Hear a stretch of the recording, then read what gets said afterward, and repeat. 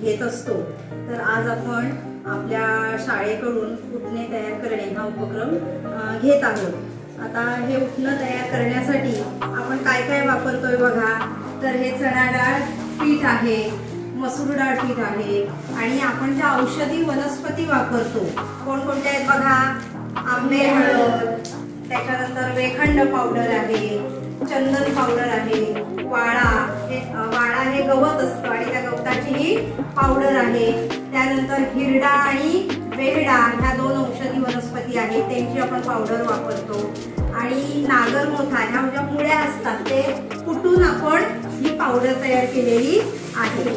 तर आपण या सगळ्या वस्तू वापरून आता काय करायचंय, उटणं तयार करायचंय। तर हे केलेलं आपण साहित्य आता सगळं आपण काय करूया, मिक्स करूया। चणा डाळीचं पीठ आहे ते आपण ओतून घेऊया।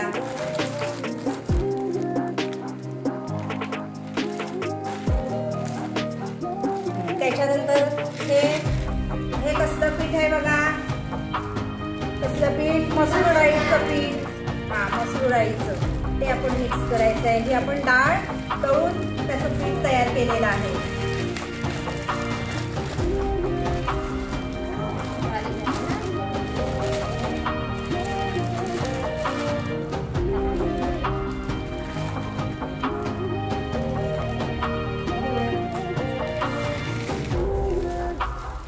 आता आपण काय करूया, चणा डाळ मसूर डाळीचं हे पीठ याच्यामध्ये आपण ह्या बाकीच्या सगळ्या औषधी वनस्पती ज्या कुटलेल्या आहेत त्यांचं आपण त्यांची पावडर मिक्स करूया।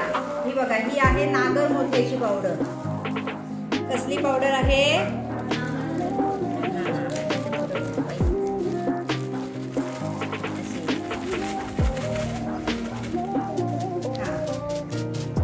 आता त्याच्यानंतर ही बघा, ही चंदन पावडर आपण मिक्स करूया।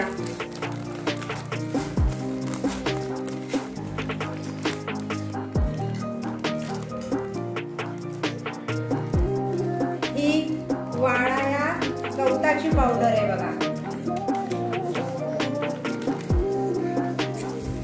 आंबे हळद आपण चेहऱ्याला लावतो ना, ती आंबे हळद।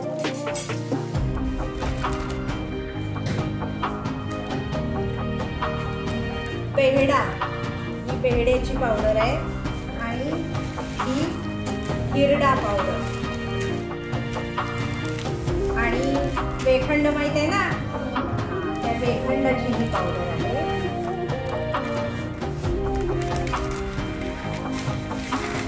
त्यानंतर ही आवळा पावडर आहे बघा। आता ह्या सगळ्या आपण औषधी पावडर सगळ्या आहेत त्या मिक्स करायच्या या पिठामध्ये।